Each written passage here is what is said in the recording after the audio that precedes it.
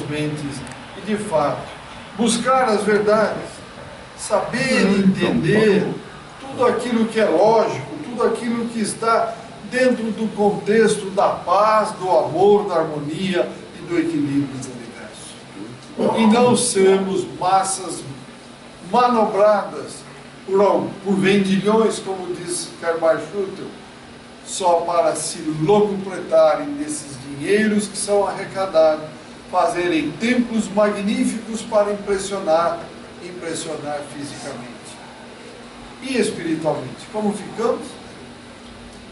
Alguma pergunta, algum comentário, algum adendo que queiram fazer, por favor.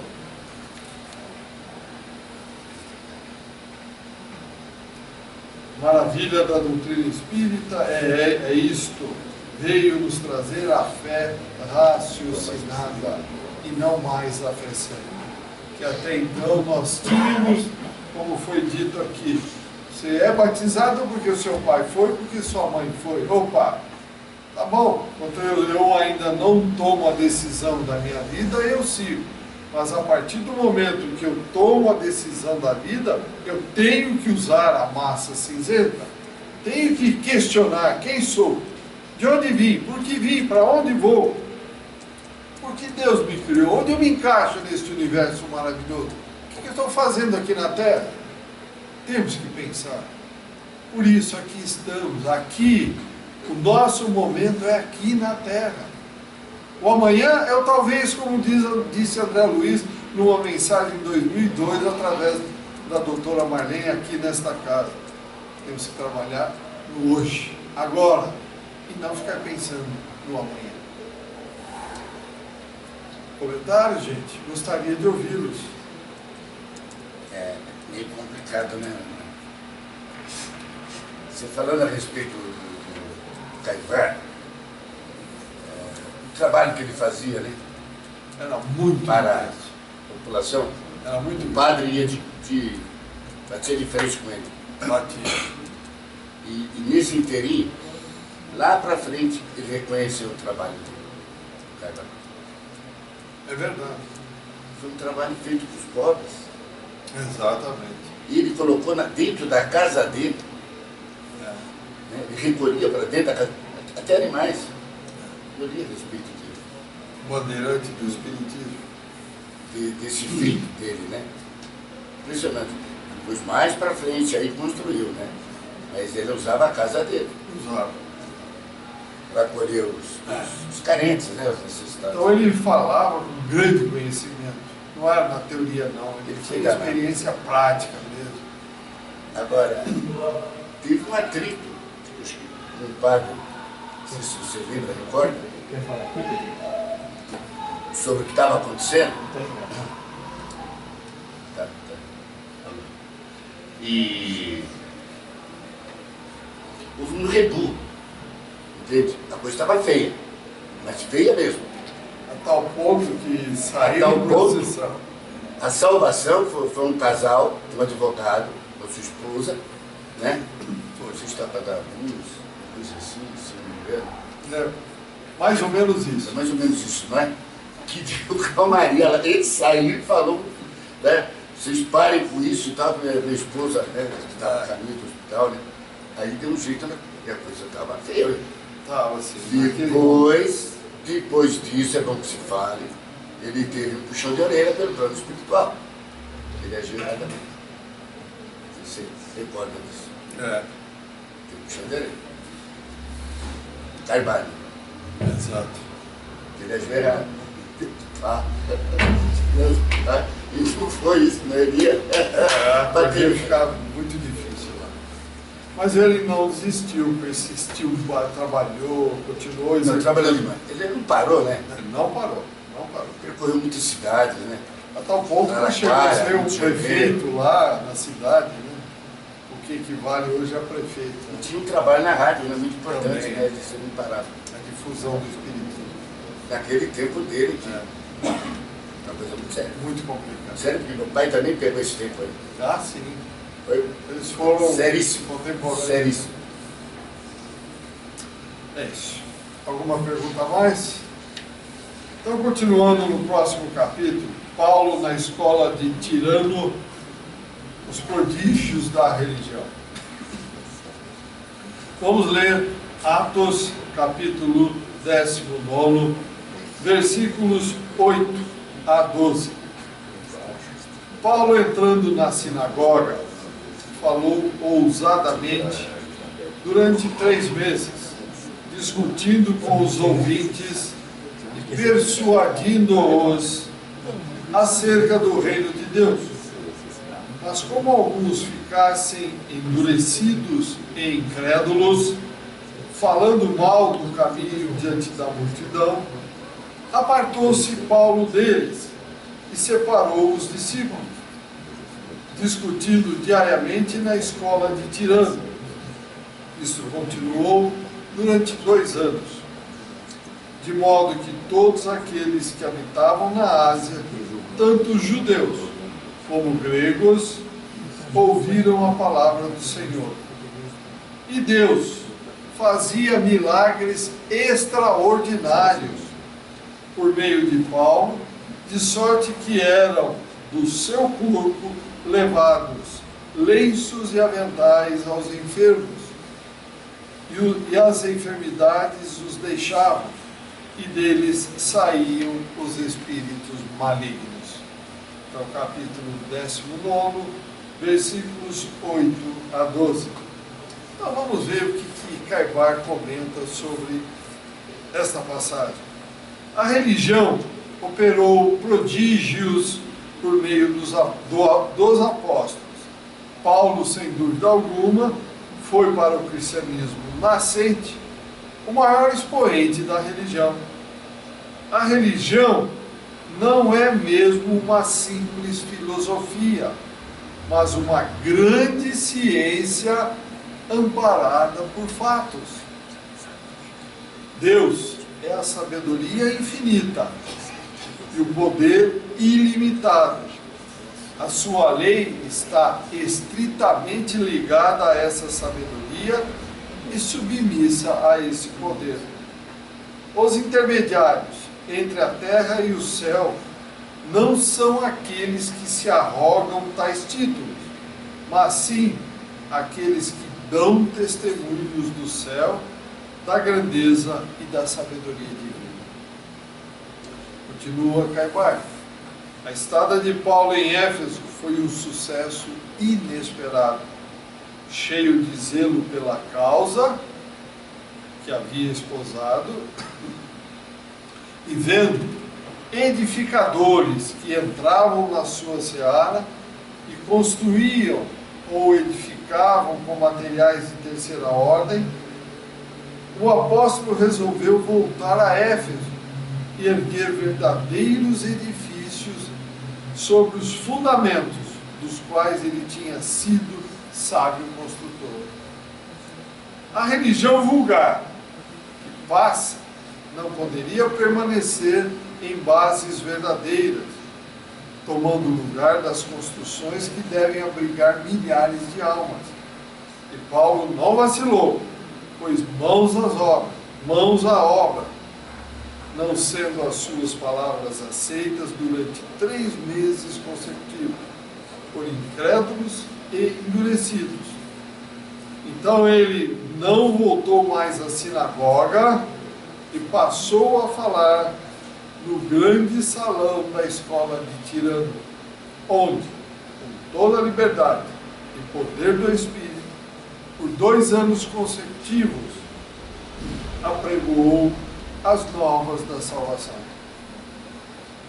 Verdadeiras romarias de todos aqueles que habitavam a Ásia, tanto judeus como gregos, tiveram a felicidade de receber essa luz, esse esclarecimento, deixar a sua alma ser inebriada por tanta coisa nova.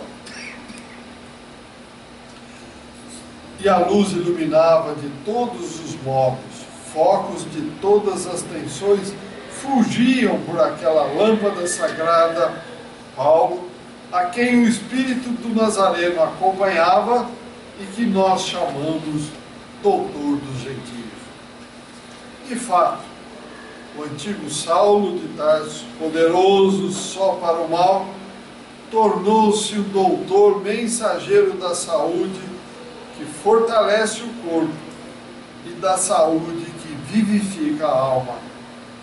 O seu poder tornou-se tão grande, as suas virtudes eram tão frementes, que até a sua roupa, os seus lenços, os seus aventais, após estarem em contato com o seu corpo imaculado, curavam os enfermos, expeliam as enfermidades, expulsavam os espíritos malignos.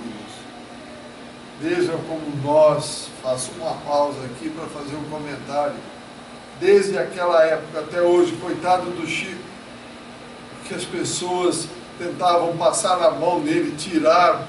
Quer dizer, nós precisamos ainda ter um contato físico, precisamos sentir, porque não temos ainda elevação suficiente para sentir sem tocar com o Espírito. Vejam o quanto nós temos que trabalhar ainda.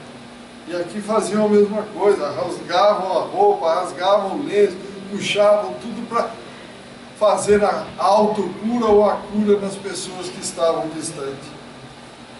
Aquilo, continua Caibar Schutter, aquilo que nós, entes dotados de uma alma racional, não podemos fazer, naquilo que os doutores que frequentaram academias não tinham poder, as coisas inanimadas, como o pano, o tecido que pertenciam ao grande apóstolo, esses trapos operavam maravilhas diante dos circunstantes que testemunhavam tão grandes coisas.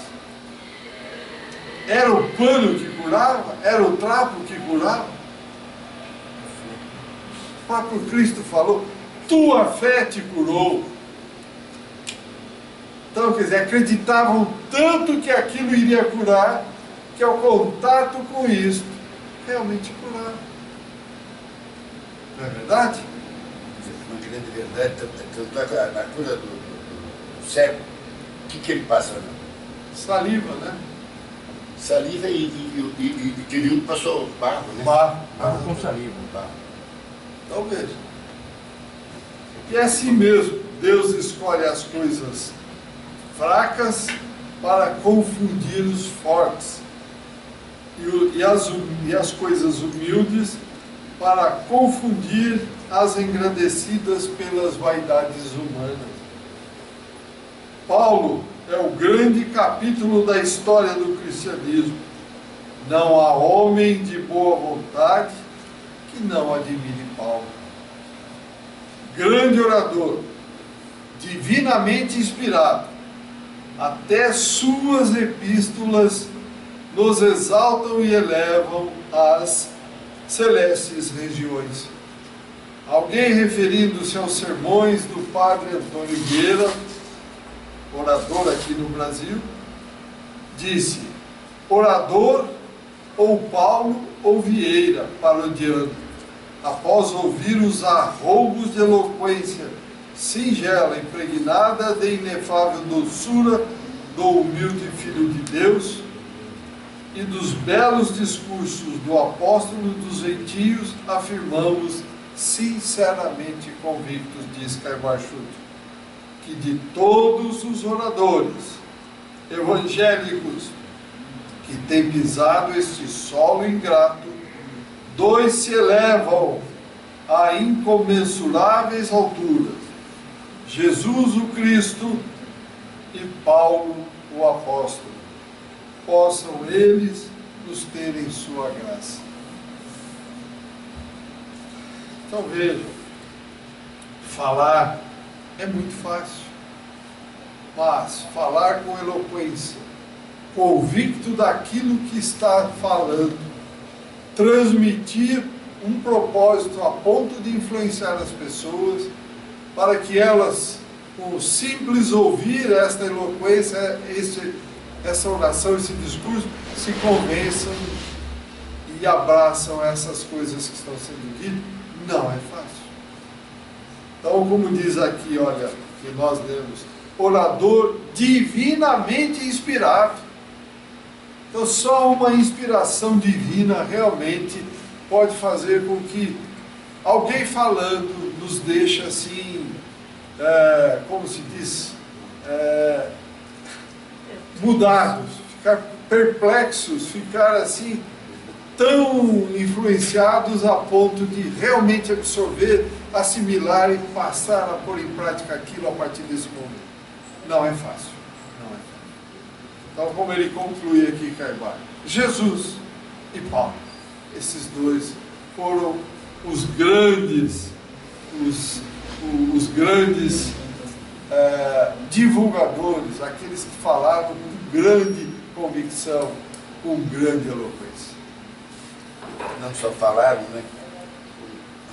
Como construíram alguma coisa. Falaram e mais do que falaram, né? Eles mostravam, exemplificavam, faziam. Isso é o grande segredo de tudo isso. Não é só falar, né? Não, só falar é fácil. Botar a mão na massa, como costuma dizer. Mas falar convencendo e exemplificando não é fácil. Muito difícil. Precisa estar realmente muito integrado naquilo que está falando. Está executando aquilo tudo com muito amor, com muita determinação, com muita vontade. Comentários, perguntas, meus amigos e amigas? Ele não foi o vaso escolhido do Cristo? À toa, né? Não foi à toa. Ele já previa de tudo isso, já, com certeza. Vejam, eu pergunto aos senhores, Paulo era um espírito já evoluído, que tinha uma certa evolução, não evoluído pronto, mas já tinha uma certa evolução, estava preparado para isso, ou era um espírito ainda principiante na evolução? Principiante. Não, ele já tinha grandes experiências, por isso foi escolhido, porque senão ficaria bastante complicado, não é verdade? Tinha uma inteligência, né?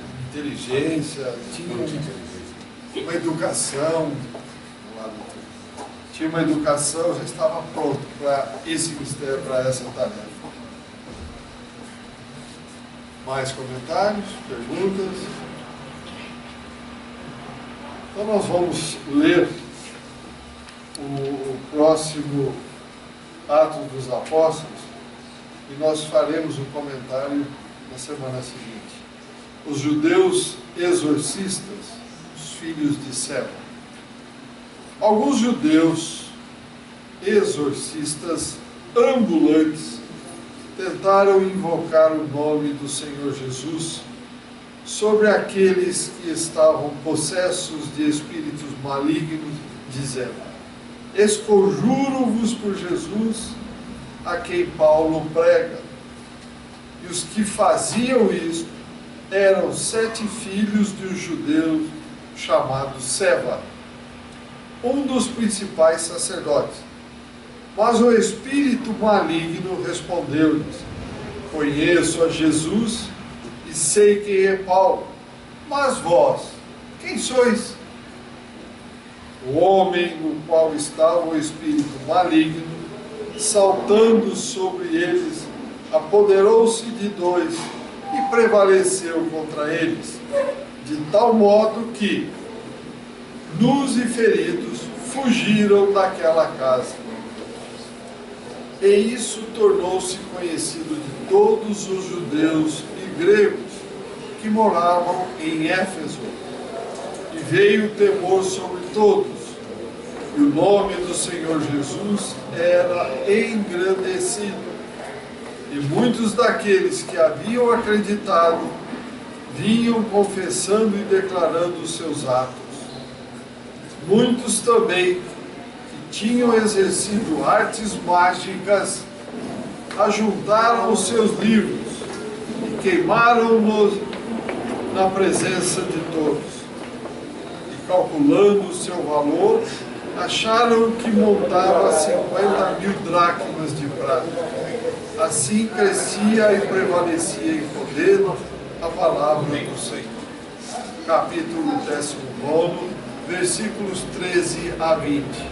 Então, no próximo encontro, nós vamos reler e discutir, ver os comentários que Caibar faz sobre este acontecimento, sobre esses que se apoderavam dos ensinamentos e queriam se fazer passar por apóstolos, por alguém que tinha realmente conhecimento e condição de fazer uma desobsessão, como nós chamamos.